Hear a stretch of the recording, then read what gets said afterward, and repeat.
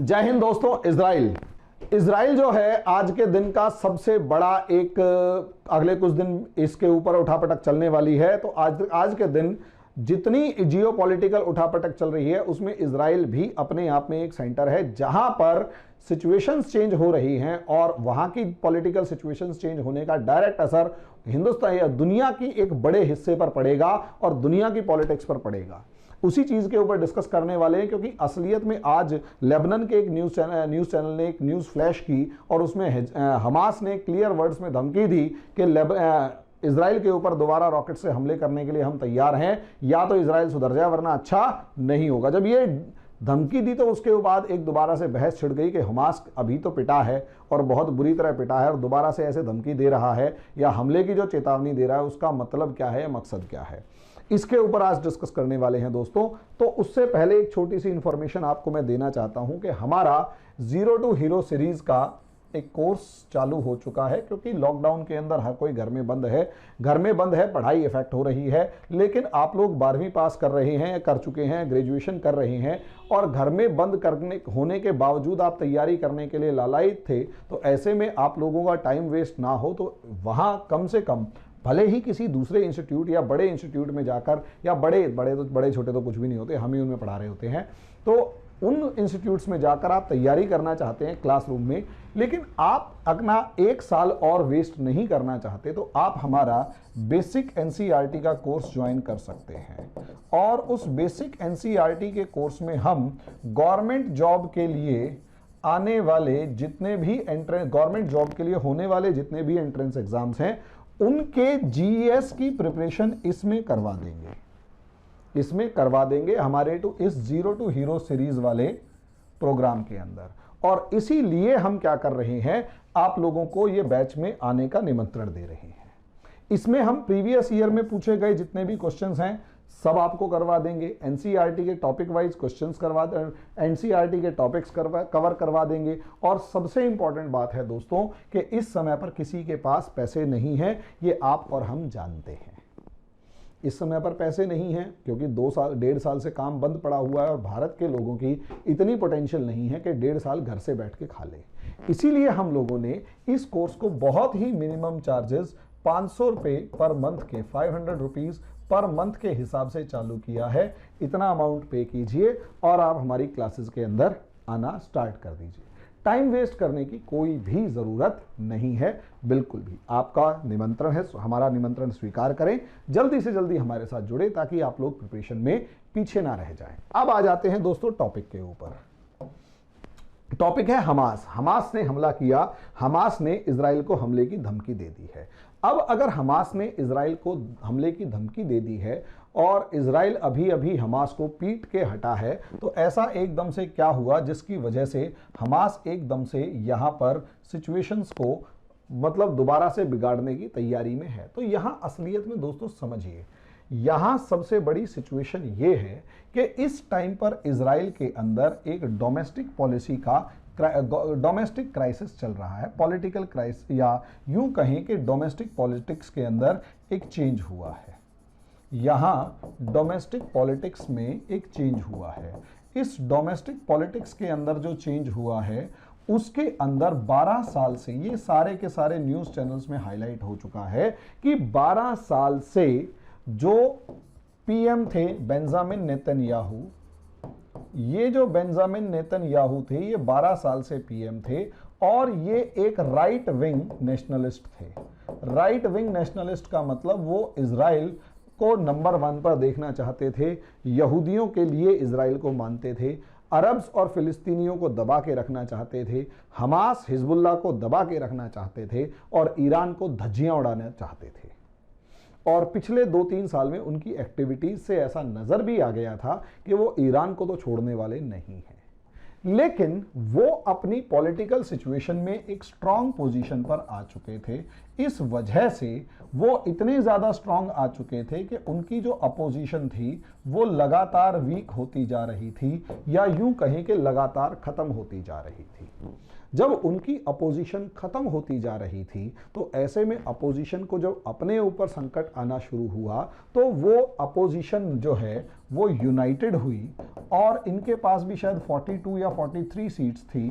तो ऐसे में वो सारे इकट्ठे हुए और यूनाइट होने के बाद उन्होंने एक दोबारा कोआलिशन गवर्नमेंट बना दी। अब यहां सिचुएशन को समझिए। कोआलिशन गवर्नमेंट नेतन्याहू की भी थी, लेकिन कोआलिशन गवर्नमेंट में नेतन्याहू के साथ जो लोग थे वो खुद में ही राइट विंग थे, यानी सबकी माइंडसेट एक था। जैसे बीजेपी और शिवसेना दोनों जय श्री राम के ऊपर भरोसा करते हैं, दोनों वीर शिवाजी पे भरोसा करते हैं, दोनों लगभग एंटी पाकिस्तान है, दोनों मुस्लिम्स के लिए थोड़े से हार्ड लाइन रखते हैं, और दोनों के ऊपर माइंडसेट लगभग सेम है। यानी यूं देख लीजिए कि बीजेपी वही नेशनल लेवल पर काम करती है जो शिवसेना ग्राउंड लेवल पर काम करती थी। लेकिन असलियत में शिवसेना को लगने लगा कि बीजेपी जैसे जैसे ताकतवर हो रही है, शिवसेना का जो मास बेस है, शिवसेना का जो ग्राउंड बेस है वो खत्म होता जा रहा है। और जब उसे लगने लगा कि शिवसेना का मास बेस या ग्राउंड का बेस जो है वो खत्म होता जा रहा है, तो यहीं से सिचुएशंस जो हैं वो शिवसेना और बीजेपी के बीच में क्रिटिकल होती चली गई, या डिविजन्स जो हैं वो क्रिएट होते चले गए, फॉल्ट लाइंस डेवलप होती चली गई। और एक टाइम ऐसा आया जब बीजेपी जो है वो बड़ी पार्टी बनकर उभरी और कांग्रेस छोटी, वो शिवसेना छोटी रह गई। तो शिवसेना ने बीजेपी से अलग होना सही समझा। यही खेल, एग्जैक्टली यही खेल, और वही शिवसेना जो कांग्रेस से हमेशा नफरत करती थी, अब कांग्रेस के साथ मिलकर महाराष्ट्र में सरकार चला रही है, और लगभग 2 साल होने जा रहे हैं, 1.5 साल तो हो ही चुका है, 1.5 साल से वो सरकार चल रही है। हालात जो हैं वो कैसे भी हैं वो एक बाद की बात है, लेकिन एक कॉमन मिनिमम प्रोग्राम के अकॉर्डिंग ये सही चल रहा है। एग्जैक्टली यही खेल शिवसेना और बीजेपी का जो खेल है वो नेतन्याहू के साथ हुआ है। नेतन्याहू के जो सहायक होते थे नफ्ताली बेनेट, जो नेतन्याहू के साथ लगभग पिछले 12 साल से थे, और उन्हीं के एक और सहायक होते थे थेर लैपिड, इनके नाम जो हैं वो उनके एसेंट में ज़्यादा आएंगे। ये दोनों नेतन्याहू के सपोर्टर्स होते थे, नेतन्याहू को सपोर्ट करते थे, लेकिन इन्होंने ये देखा कि नेतन्याहू को मतलब डोमिनेंस इतना मिल चुका है और इनकी पार्टियां लगातार कमज़ोर होती जा रही हैं, और यही सिचुएशन, यही कारण है कि अब इन्होंने अपनी एग्जिस्टेंस को बचाने के लिए अपने इथिक्स, वैल्यूज़ और अपने आइडियोलॉजी से कॉम्प्रोमाइज़ करते हुए कहें या कुछ भी, नेतन्याहू की सरकार से समर्थन खींच लिया। पहले लैपिड ने खींचा, फिर बेनेट ने खींचा। बेनेट तो और ज़्यादा अल्ट्रा राइट विंग पर्सनैलिटी माने जाते हैं, नेतन्याहू से कहीं ज़्यादा राइट विंग है। अब ऐसी सिचुएशन में ज़्यादा राइट विंग हैं तो इन्होंने गवर्नमेंट बना ली। अब सोचकर देखिए, गवर्नमेंट बना ली, 120 सीटें इनकी वहाँ की पार्लियामेंट में है, 61 का इनको आंकड़ा चाहिए, 40 प्लस नेतन्याहू के पास हैं, 40 प्लस नेतन्याहू के पास हैं। तो ऐसे में इन सब छोटी बड़ी पार्टियों ने अपने आप को एक दूसरे से जोड़ा और 8 पार्टियां मिलकर सरकार बना रही हैं।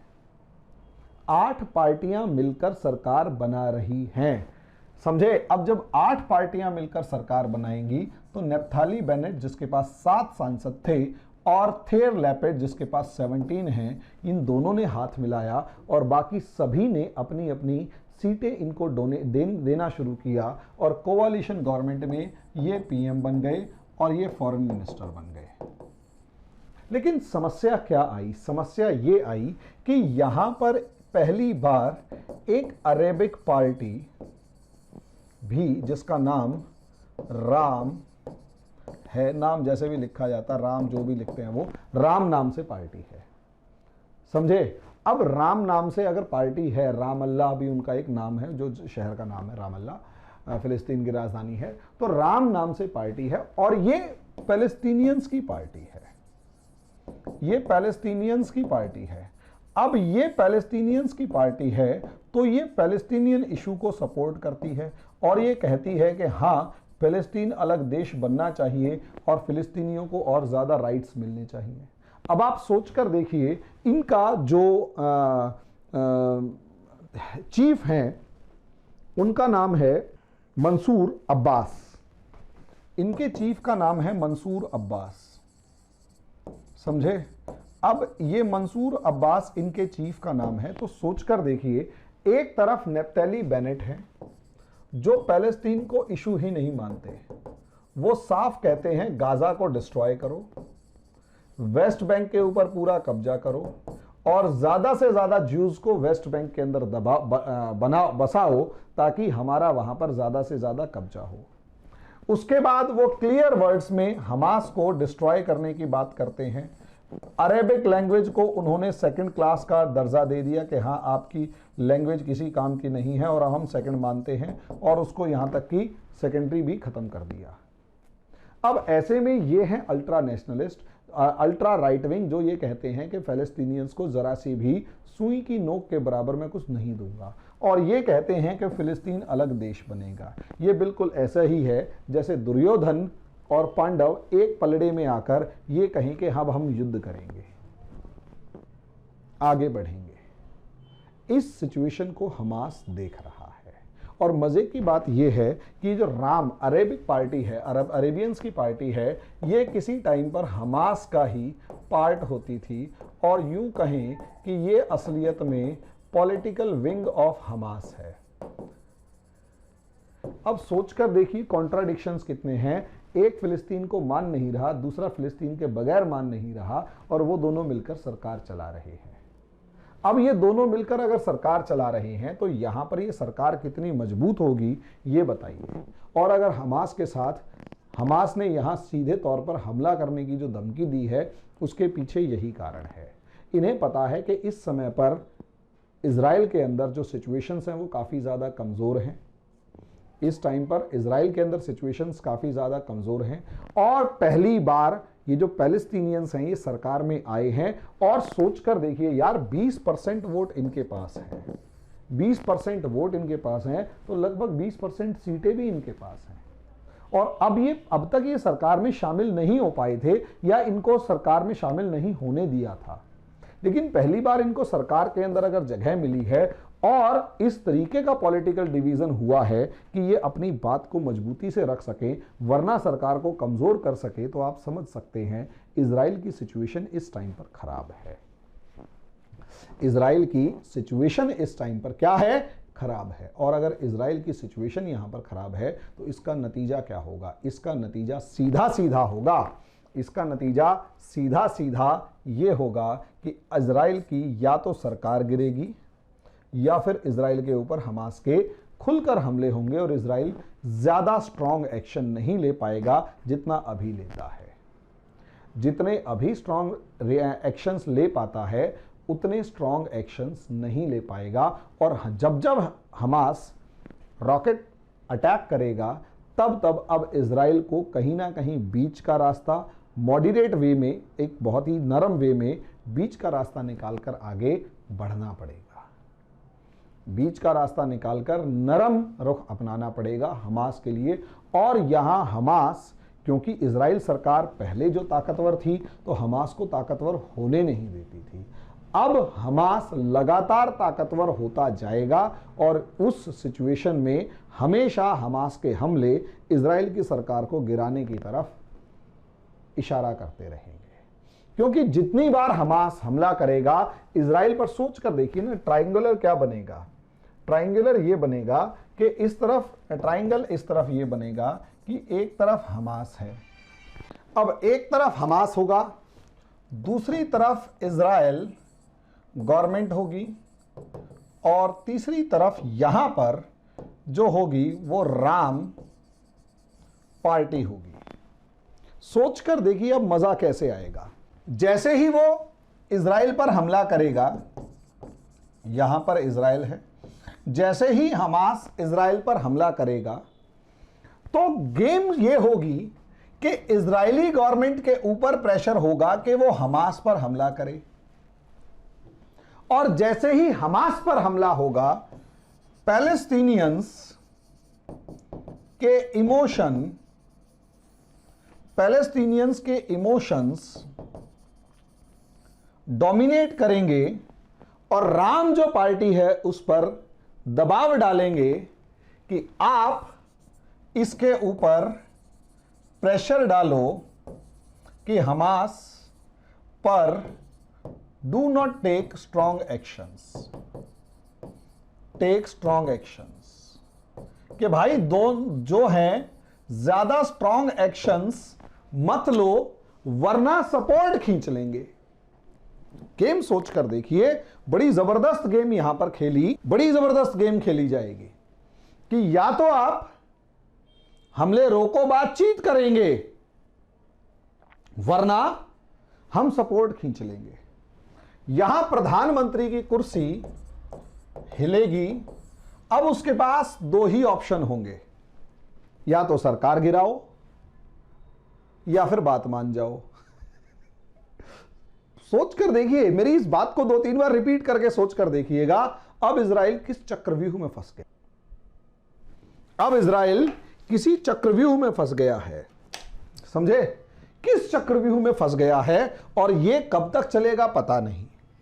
अब बार बार इलेक्शंस अगर होंगे तो प्रॉब्लम, सरकार नहीं बना पाएंगे तो प्रॉब्लम, बनेगी तो प्रॉब्लम।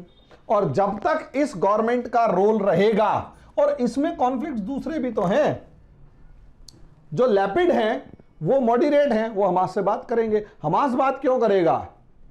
हमास तो इजराइल को खत्म करना चाहता है। भाई हमास के पीछे कौन है? ईरान। ईरान क्या चाहेगा? ईरान हमेशा चाहेगा इजराइल खत्म हो जाए, और इजराइल हमेशा चाहेगा ईरान खत्म हो जाए, क्योंकि दोनों को मिडल ईस्ट में अपना कब्जा करना है। ईरान हमेशा दबाव डालेगा हमास पर कि कर हमला। हमास हमेशा दबाव डालेगा, हमास का फलस्तीनियन इशू। और यकीन मानिए, दुनिया भले ही कह रही हो, जब अल अक्सा मस्जिद में जेरूशलम के अंदर जो अल अक्सा मस्जिद थी, वहां पर पैलेस्टीनियन लिबरेशन ऑर्गेनाइजेशन PLO के जो रिप्रेजेंटेटिव, जो मुफ्ती थे, वो बैठे हुए थे, तो वहां अल अक्सा मॉस्क के अंदर खड़े हुए पैलेस्टीनियंस ने इतने नारे लगाए कि उन्हें वहां से जाना पड़ा। यानी लोगों की जो अप्रोच है, लोगों की जो सिंपैथी है, वो हमास की तरफ बढ़ रही है। और हमास जैसे जैसे जीतता हुआ नजर आएगा और सपोर्ट बढ़ेगा, ईरान और ज्यादा ताकतवर होगा और हमास को और ज्यादा सिंपैथी मिलेगी, और इजराइल एक चक्रव्यूह में फंसता चला जाएगा। वीक गवर्नमेंट, ऐसा होता है और होगा। आगे आने वाले समय में देख सकते हैं आप, ऐसा जरूर होगा। टाइम विल टेल, समय बताएगा। और जैसे जैसे इसमें चेंजेस आएंगे वो आपके साथ डिस्कस होते रहेंगे। अभी के लिए इतना ही, धन्यवाद।